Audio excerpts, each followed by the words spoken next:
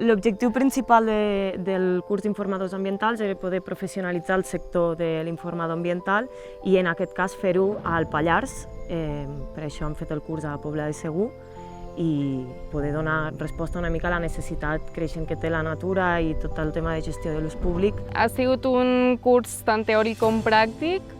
Hem fet classes on hem treballat diversos continguts d'àmbit natural per conèixer normatives, tot el marc teòric en què s'emmarca la figura de l'informador ambiental i després també hem treballat molt tot aquest contingut en les sortides de camp que hem realitzat.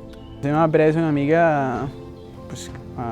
què és un informador ambiental i a com fer d'informador ambiental.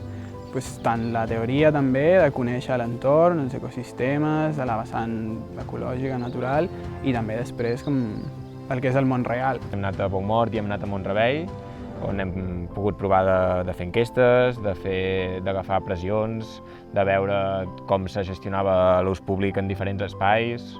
El que més m'ha sorprès és el fet de que no siguin classes amb una jerarquia marcada de jo sóc el professor i t'explico el que sé perquè jo sé més que tu, sinó que tothom podíem anar dient la nostra i debatir. Ha sigut algo molt proper, les dinàmiques a la classe jo crec que ens apropàvem molt i ha sigut divertit i al final hem acabat fent molta pinya i molt bon rotllo.